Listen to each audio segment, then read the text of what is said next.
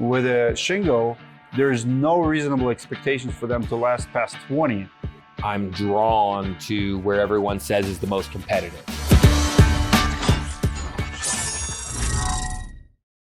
You sell 50-year warranty. Well, asphalt shingles last 50 years. I have to. The manufacturer sells a 50-year warranty. We buy that. The way that we have it is... Why do you buy it? You know the shingles will not last more than 20. Yep. Isn't it a gimmick? Peace of mind. But it's a gimmick peace of mind. It's just like, would you buy a car with a 1 mile warranty? Like, your car is not going to last one. See, like when you buy a car, it has 100,000 miles. Mm-hmm. You know it's going to last that.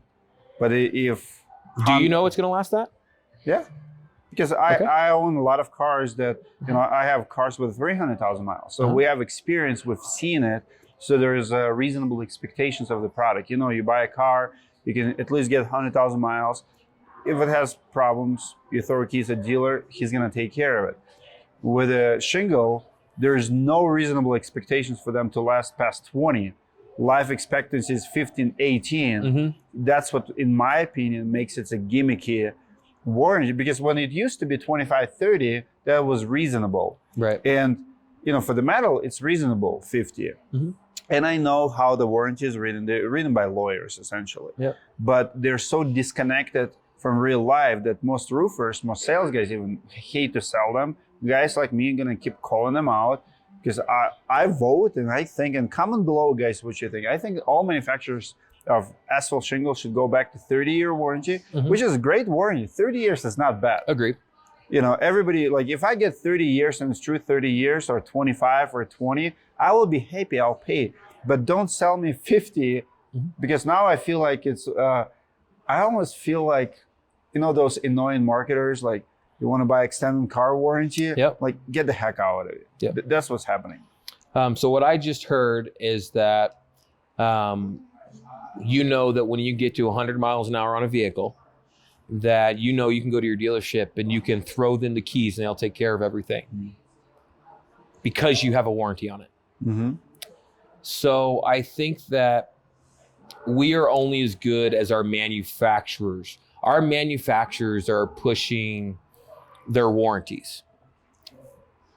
We have a lifetime warranty and we back that as far as workmanship. Of course, our lifetime warranty is not going to cover wear and tear, and it's not going to cover storm damage. So I'm one of those guys that does an extended warranty, and I'm glad I did it. I've got a 2500 Denali at 75,000 miles, 2017. I had to replace every single injector in it. And if I wouldn't have gotten that warranty, it would have been a $10,000 to a $15,000 bill. I didn't pay a dime.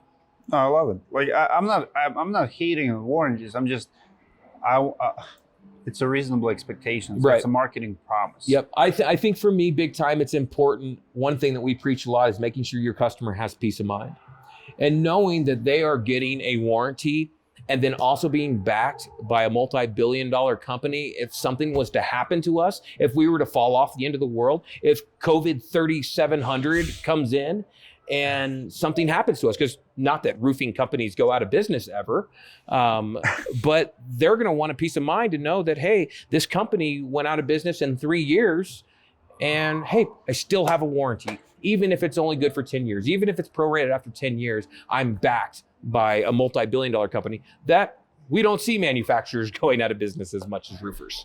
Got it. But they do. And so do insurance companies, apparently. Shout out to your 1,600 views in 6 hours yesterday with that, by the way. Let's make this happen too. Let's talk about San Antonio, Texas, Austin market. So you open a location there, you're struggling to find help, you would consider partnership.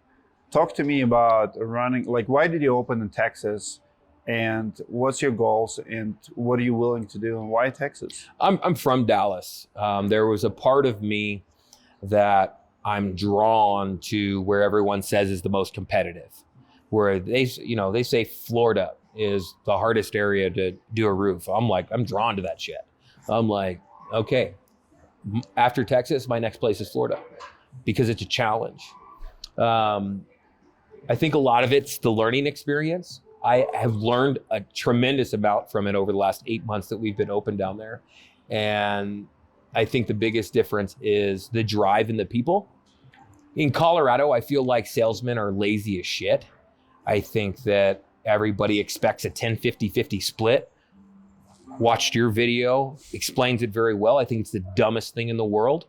I think that a lot of these storm companies that didn't know how to handle the storm when they got a fluctuation in business and an influx of business, they had to throw money at the sales guy.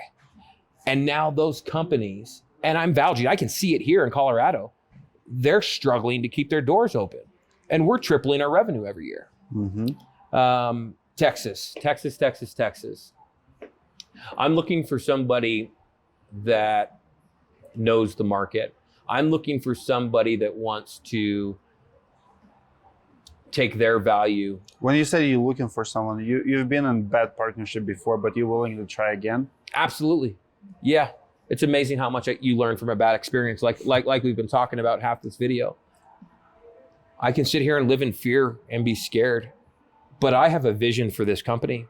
And that vision is 2 companies per year for the next 10 years. Well, guys, this is the opportunity. If you're in Texas or willing to move to Austin, San Antonio, and you're looking for a solid partner who already have been there, have done that, and you're willing to put the work in and you think you can match this guy, and by the way, he's impatient. He is, he works 24/7 like most of us do. But if you're looking for a solid partner, reach out. I'm going to put contact below. How is Texas different from Colorado as a market? What's different? I think that all Texans expect to get screwed. I hate to say it like that, which makes it harder for us to get in their door. It makes us harder for us to lend their ear for a little while, to say, hey, this is why you should choose us. And being a newer company, it's definitely tough to get in there. They don't have the trust. They don't have the, it's like a contractor coming here to Colorado thinking that they can just open up tomorrow. It's different. I can go to Denver and I can open tomorrow, which we did. I can go to Denver and open a location and start revenue immediately because I'm here. But what I've learned is as soon as you cross that state line, it's a whole different animal. And we are trying to find partners that want to build this dream, that might be struggling in areas that we're not struggling, and vice versa. And really be able to create a team environment to be able to compete with your top 10 companies on the roofing contractor list. Is to be up there with them. Well, why do all these equity companies get to have all the fun? Why can't we do it as roofers? Agreed. Easiest opportunities in the roofing industry today? Hail. So storm chasing is the easiest? Diamonds in the sky, as they call it, right? Yeah. It is. I think that what we saw a lot was the hailstorm hitting, we were having people come up to our vehicles handing us insurance paperwork because they just couldn't get anybody to do the work. They were afraid to use someone that knocked on their door, and they saw a brand that they know and they say, hey, hey, here's our insurance paperwork. I already have my check. No joke that kind of thing happens. Wow. And I want to push back a little bit when you say, because so many people started their companies because they want that scenario. But then, in Colorado, you didn't have hail for years. People going out of 3 years, I think it's been now. We had a small one last year. That's exactly. Like Chicago, the same thing. Yeah. So now markets are being depressed because so many people get in because they think it's the easiest way in and it's lowest hanging fruit is like just get here. But then why not to go after someone's area, like for example, repairs? Mm-hmm. No one is doing repairs. If you can work with your hands or you have someone who can, why is it not repairs or like gutters? I don't understand that. I don't understand it. The first step, period, in a commercial company is build a service department. You want to be prepared for recession. You want to be prepared for the next pandemic. Would you agree that that's the biggest opportunity? Absolutely. Absolutely. Especially in the commercial world, we know that no one's going to knock the door and they're just going to, oh, thank you. Here's the paperwork. Oh, I've been waiting for somebody to do my $1 million roof. You might get that once in a lifetime.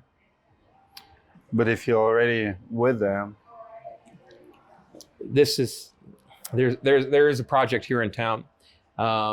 It was a $22 million insurance claim. And what I learned from that was I hate to use the word jealous, so I won't.